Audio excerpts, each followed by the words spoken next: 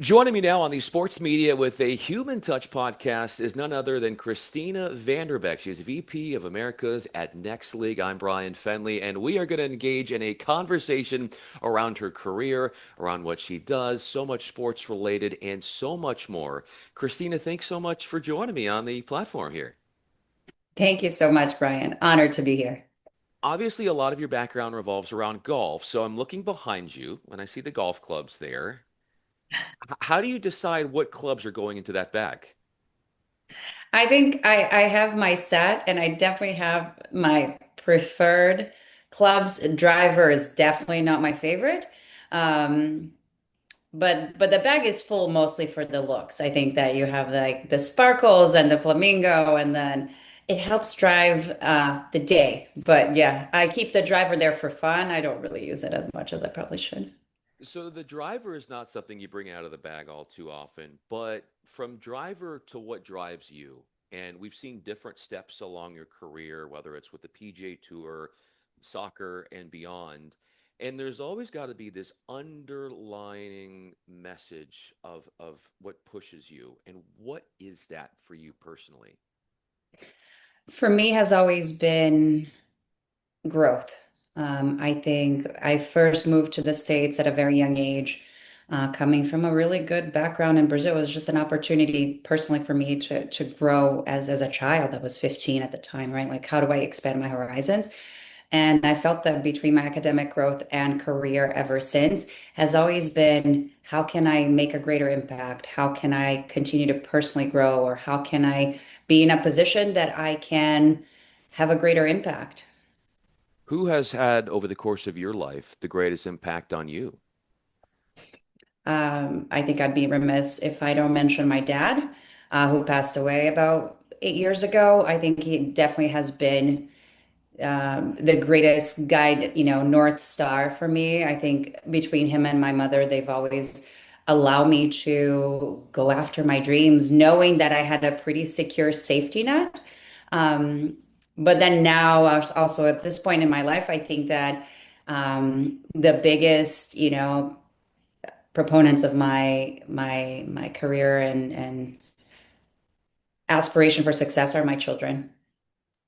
They certainly, you look at them, and how does that make you want to just excel even further in your role and what you do? I mean, it's a huge responsibility, right? I look at them and I'm like, for my boys, I want to make sure that I'm setting the example of great men and leaders that sees equality in a sense of being the best of what you are in whatever you're doing, regardless of gender. And for my little girl, I'm like, you will not have the glass ceilings that I have. So if I can be part of the team that continues to push forward and breaks it, I will work extremely hard to do that. Hard work obviously comes across when you think about navigating your career and the different steps you have made. What's so interesting about this industry is that there's never one singular roadmap. Everybody has a different way to get to where they want to get to. And sometimes where they go isn't what they initially intended to do and what they envisioned as their earliest goals.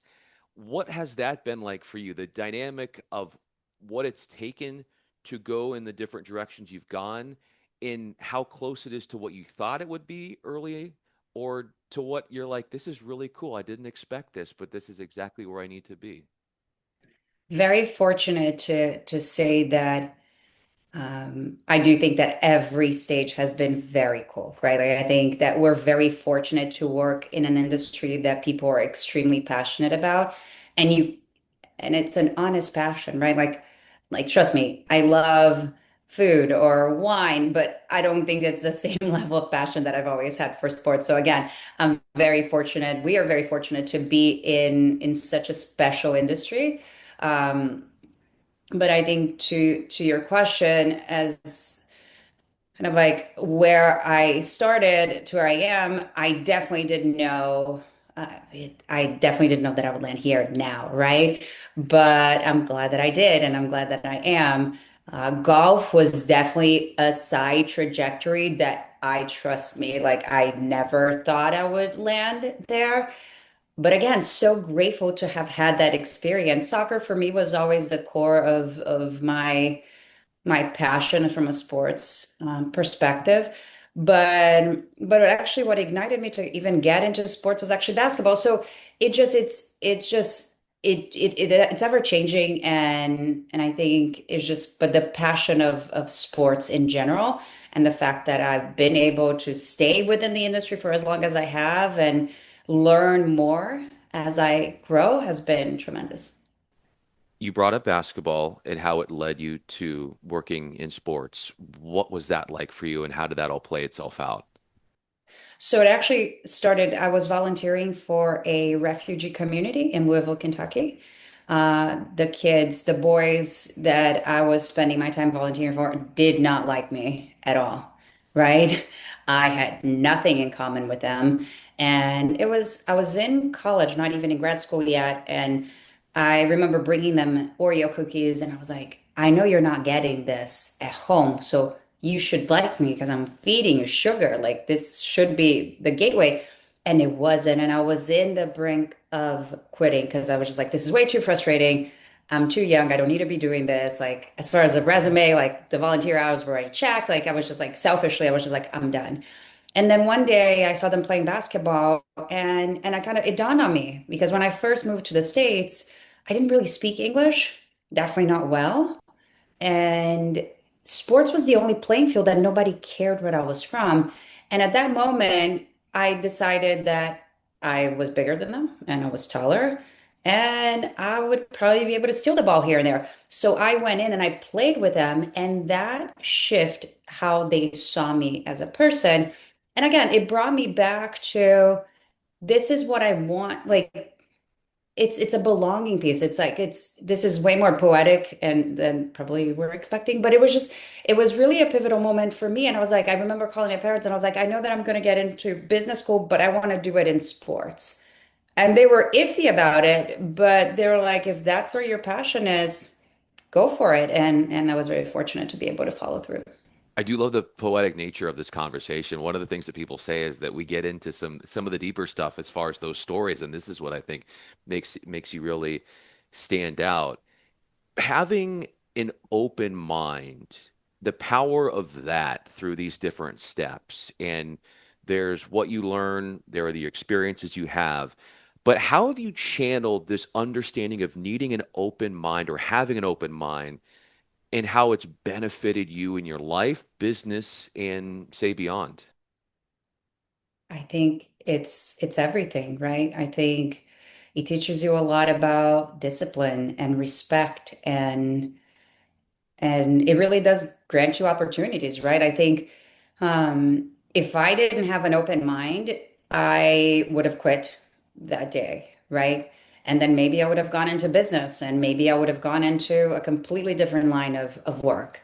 Maybe, then, later in life, it was like a decision. It was like, I'm still doing my master's. Do I move to California and have to ask my parents for money to bridge the gap and challenge myself in terms of like living in a lifestyle that I wasn't accustomed to, or then move to New York, and then it's just making you have to be open-minded so new opportunities can come in. And again, I've always been very fortunate to have such a strong family safety net that I was just like, hey, if I fail, it's okay, right? And I think understanding that or having that in the back of your mind allows you to try maybe harder and allows you to push a little bit farther.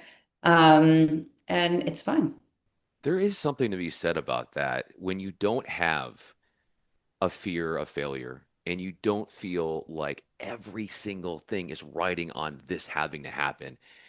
It has to be comforting. It also has to be, I guess, in a way, it makes you realize that there is work and there's something beyond work as well. And I think what's very hard, speaking from my experiences, is that with what we do, our lives can so easily get wrapped up in the work because it's a lot of times, as you are well aware, it's not a 9 to 5 Monday through Friday event.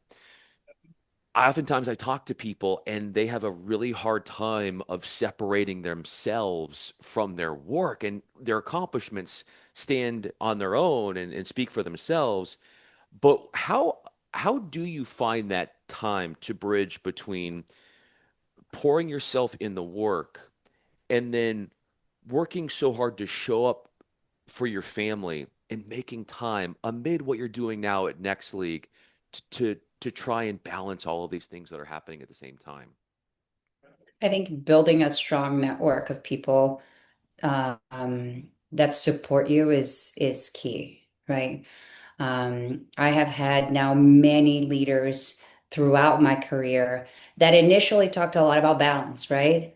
And recently I was introduced to an amazing leader that said to me, "Oh, I don't like balance," and that shattered my world, right? Like, because I was like, "That's my word. Like, why not?"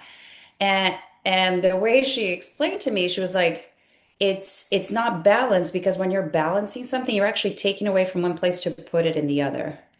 And she mentioned the word harmony. And I would love for that to have been my word and my idea. But I'll definitely give credit when it's due. And it's just, it's a sense of harmony, right? Like, and being present where you need to be. So again, building a network, whether it's at home through my husband or whether it's, at work through my team to say, if I need to be home and I need to disconnect, I'm going to be home and I'm going to be focused in that. And then when I'm not at home, I do travel quite a bit for work. I have a systematic approach. I'm also a type A personality that I'm like, I will have everything as organized as possible to allow people to be successful. And that will allow me to be present at work. And so that way you're not spreading yourself too thin, but you're creating certain boundaries. And that's what you said, right? This is not a 9 to 5. So there are days that I don't sleep a lot, and that's okay because I do love what I do. So if it means that I can put my kids to bed and work until whatever hours in the evening to finish something that needs to be finished, that to me is not balance anymore. It's the harmony that I need to be successful both at home and at work. The harmony and the support system that you get from your husband, how does he show his appreciation and gratitude for you? I mean, it's many different ways. One, my kids are alive. The house is standing every time I come back. No, it's honestly, it's the appreciation and respect and support to really allow me to go after my dreams, right? It was the, hey, I was the one that moved us to Florida when I got the opportunity with the PGA Tour. It was him being okay with me saying, I'd like to go. Are you willing to give up what you have and figure out something else? And and that to me is, definitely one of the greatest qualities. Like having my biggest supporter within my ecosystem has been truly wonderful. Having that support allows you to do and perform at such a high level, your best level as a worker per se, and how that translates from the family into the workspace. And what I'm looking at what you're doing now at Next League, it seems like it's on the front lines of where sports is going. How would you define your role where you're working as as a real pioneer in what is to come in the sports landscape that we're expected to see in the years following? It's a really exciting space.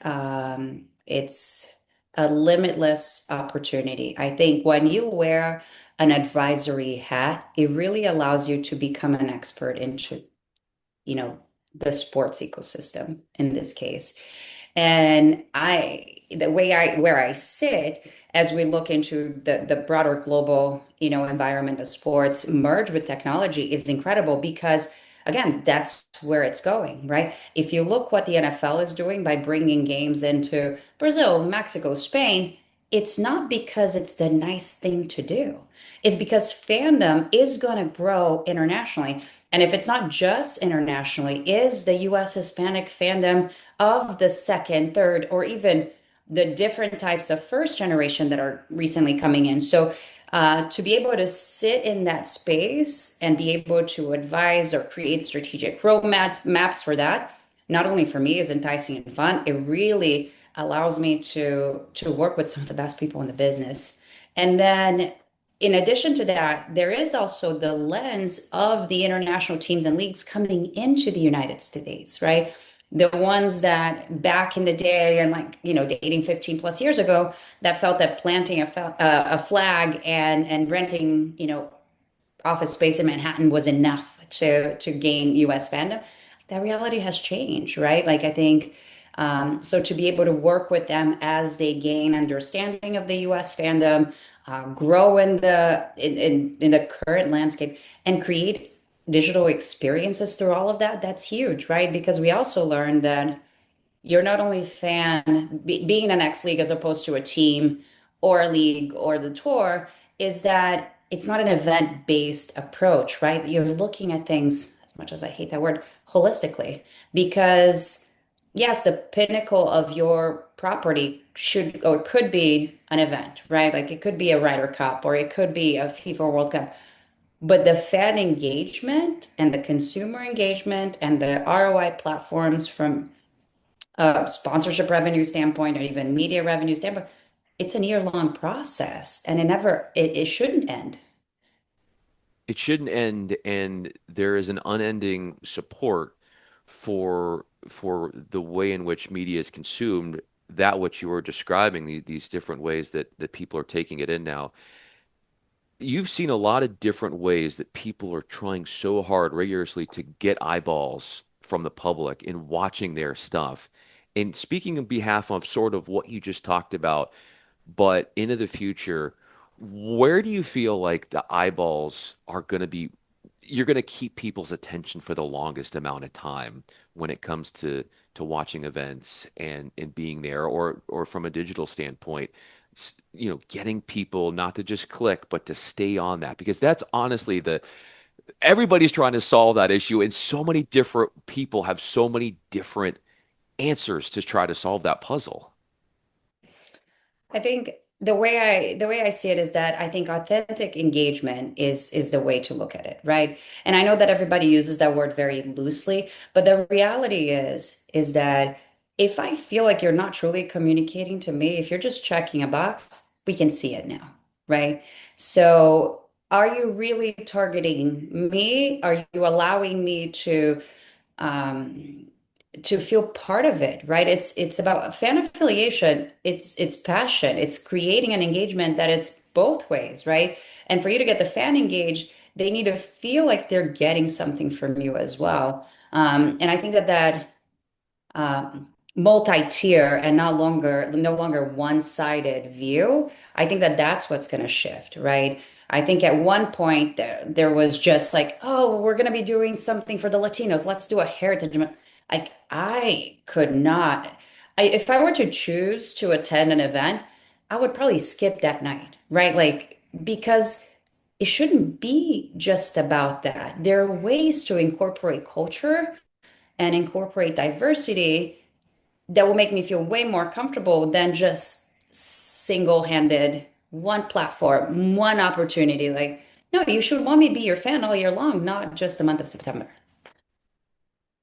And why do you feel like so many people don't see that? Because what you're saying makes so much sense. I just, I don't, I mean, I don't know. I think is because sometimes you don't know what you don't know, right? It is a nice feeling to feel like you're giving back to a community by celebrating them. And I'm not taking that away. It's wonderful to be able to showcase talent and to find reasons to create new platforms of engagement. But what I'm saying is that that shouldn't be the only thing, right? I also think is a little bit dated just because now everybody's doing it. And if you look at a US Hispanic standpoint, I can give you a couple billion-dollar reasons why you shouldn't just focus on a singular date, right? Like the demographics of that alone can bring so much value. Um, But I think I think it's outdated. And I think I would love to see the evolution of that. People want to be appreciated every day. Like you said, they want to be Exactly. appreciated. It's nice to be honored on a special day, but we should all be recognized every single day. And I totally see what you're coming from, where you're coming from. Obviously, soccer has been a big part of your life and the formation of your career and how you see things. How do you go back to what you have done in soccer as as a way to help see the way in which you've navigated the industry and the experiences that you've accumulated in following that industry and seeing the inner workings of soccer? I think the reality is that it's a very, very small industry. And I actually spoke with, I mean, a few of my former colleagues on my very, very early years in my career recently. And one of the things that we talked about is that, we were part of a much smaller even cohort in sports 15, 20 years ago, right? And that has grown tremendously now. But there's some of us that kind of grew up together in that industry, right? Like it makes a big difference when you're in your very early 20s, like barely making into the bars and trying to pay that dollar beers, and you're hustling together, you're building things from the ground up to now see those properties in a much bigger position with the media industry being what it is and all the changes that has happened. I think it's about forging like meaningful relationships, and I'm very fortunate that I did in the early stages of my career when I pivoted to golf was amazing to learn a completely different side of the industry, new people, new brands, new way of thinking, but then to now pivot it again within the tech industry side and be able to merge it all together. It's been a lot of fun because you continue to make the connectors and you realize how much people move around, right? Like there were overlaps in my golf career that overlap with some of my soccer, friends. It is just it's amazing how people move and everybody evolves and but the industry is really small. With it being so small, there's such an idea around or such an important part of like, how do we constantly stay in touch with people and not lose touch when maybe we work with somebody for a few years, but then it's been a few years since. But we also want to keep an eye on them. With knowing as many people as you know in this industry, h- how do you try to keep up? It can be almost impossible speaking from my experience, especially with family time, but trying to keep up with as many people as possible in your network as frequently as you can. How challenging can that be? Or how do you work your way through that? It's really challenging. And I gotta say that between social media, which I use more on the personal side, and LinkedIn, it makes it even harder because you think that you're in touch with these people and you're really not. And and again, you're building lives simultaneously, right? But if the relationships that you have are true and authentic, and I keep going back to that word, but it's like I'm very much myself. I wear my heart on my sleeve. I will pour myself into the relationships that I have. And I think that that's super important, which allows me to, hey, I haven't spoken to you since X amount of years, and you somehow pick it back up like it was before. And I wish I've done a better job. It's something that I try to improve it every day, but it's hard. If you were in the future to be a professor and you stepped in and there were certain ideals that the up and coming just into college, maybe as you said, just old enough to get into a bar, things that maybe you didn't know or you thought would be the case when you were that age getting into the business, but that now you can bestow on them as a footprint for these are a couple of tenets that you have to do to make it. I know I'm simplifying a lot here, but what would be some of the things that you'd want to get across to those students as if to say, you can have all these great ideas, but if you don't do X, Y, and Z, it's going to be extremely difficult for that to play out. I think the sense of entitlement is definitely number one. I think I would preface by saying, You will not be the CEO tomorrow. Unless your parents own a team or you won the lottery and bought the team, you're not going to be it. And you shouldn't, right? There's time and place for everything. I remember getting out of, my grads, like I was about to graduate grad school. I was already working at the Red Bulls and being like, it's okay to be aggressive and to have goals and to want to crush it. But you have to also take a step back and respect leadership, respect seniority, not only because of just the years of service, but because of contribution and how much you learn. I think breaking that would be probably priority number one. I think secondly would be look around the room, like take a really good look and take any judgment out of the window, right? Because you don't know where these people are going to be in the future. One of these may be your boss, one of them may need a favor. Build really true relationships. Lastly, I would even say, um, it just, I think, work really hard. It's going to be hard. It is a sexy industry to be in. It's super nice. Everybody's going to want free tickets, free merch, you name it. Uh, but there are going to be days that you're going to have to stuff envelopes. There are going to be days that you're going to have to pick up a mess that you didn't even want to. And if you're not okay with that, that's not for you. Like work really hard on a different industry and buy suites for whatever game you want to go to. The character building aspect. How much have you seen that? And you described that your people, I don't want to generalize, but there's some where it's like, hey, I'm ready for this and I'm only 22 years old. Like I should be an anchor on Sports Center at 22 years old. And I'm like, well, you know, maybe you could, but there's also this desire of like experiences, it goes a long way, and that'll allow you to then be more polished as a broadcaster with the more experience that you get. Character building, how have you've seen that play out in your own life where things you've overcome obstacles and it's actually made you stronger? There's a lot. Being humbled in this industry is very easy to happen, right? Like you can be humbled. A lot. And I was very fortunate to have worked in organizations like Chivas USA, right?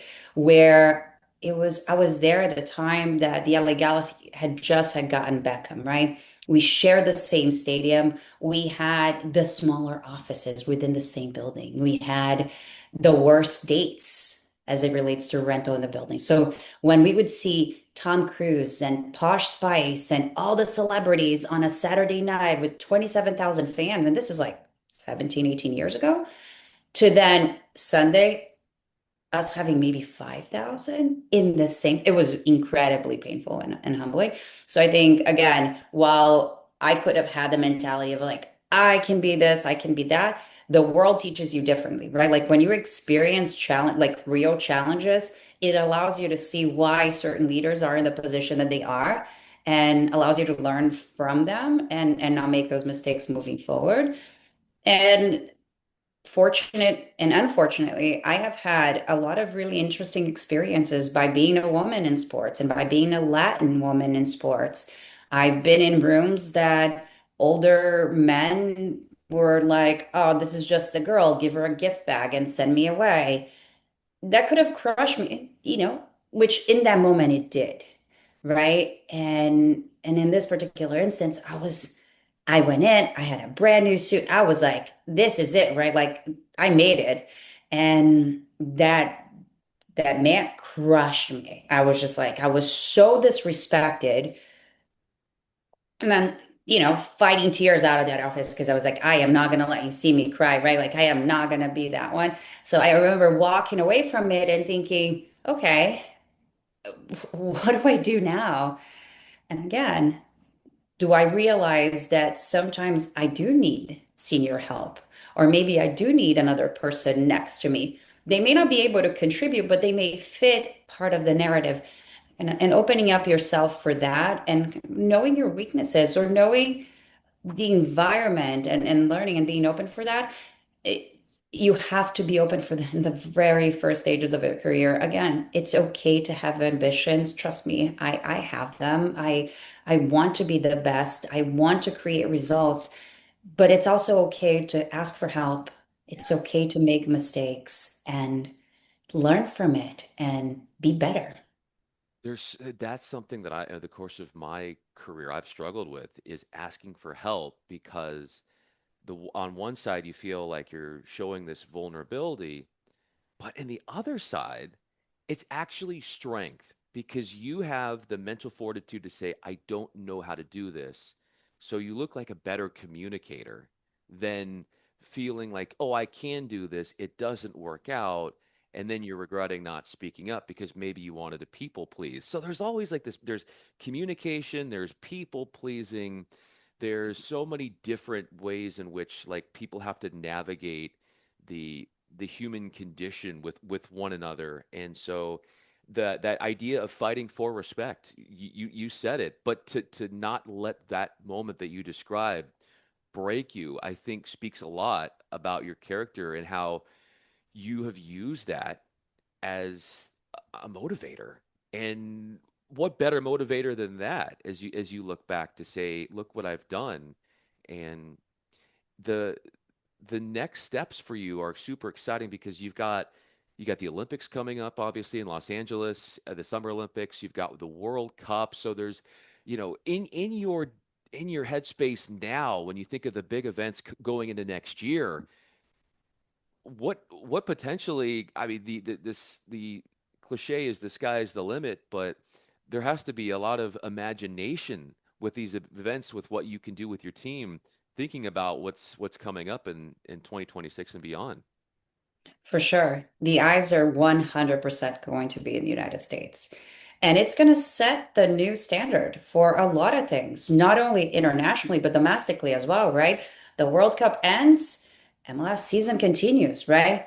How do you go from one to the next? Right? USL is going to have teams like the women's side, like the expectation for the Women's World Cup, the relationship between the three countries, between US, Canada, and Mexico, right? So within the Americas, CONCACAF has Gold Cup in 2027. You can't go from the pinnacle of FIFA to then going down. So it's going to be really interesting into how do we help those teams, leagues, partners to really use that as a ball marker. And how is that going to continue to propel them forward? Because it will be a huge mistake and a huge mishap if there was any stepping back from that. Let me ask you one more question here, and that is when you look ahead to events, there is a time needed to prepare. How would you break down the amount of time that you look ahead to event and then the amount of time that you take, say, in reviewing something you did, as if to say, which one do you feel like takes more time out of your day and which one is more important, or which one do you find more value in depending upon what's going on? That's a great question. The preparation for the event, I feel like it's usually longer, right? Because there's the anticipation and you feel like you have all this time. I mean, to think about it, I was involved with Major League Soccer when we announced the World Cup between Mexico, Canada, and the US, right? And the bidding process started even way earlier than that. So again, the preparation is that not to single out FIFA because I don't know what the procedure is for after, but you understand once the event is over, you're going to look at the P&L, you're going to look at a few metrics, and you're going to move on. Like the big fails, you're going to see it and you're going to fix as the event happens. So you want to make sure that those are marked as in like, do not do this again. But I feel like we collectively in the industry don't spend as much time on the post-event piece of it as we do on the preparation. And I think that's something that should be improved. Well, I don't think this conversation could be any more improved because we got to the basis of who you are. And it was a very meaningful conversation at that as we sort of pecked away at the layers of who you are, what drives you. I love the fact that we got to talk a little bit about your family and how that pushes you, and then your views on different things that come up in the workplace and how you've been able to maneuver that stuff that some people may or may not be able to relate to, but they can look at you and what you're doing in your team at Next League and say, this is a person that can be inspirational to me. Cristina Vanderbeck, VP of America's at Next League. I'm Bryan Fenley. Thanks so much, Christina. This was a really heartfelt, deep conversation, and I appreciate you going down that road with me. It was an honor. Thank you so much.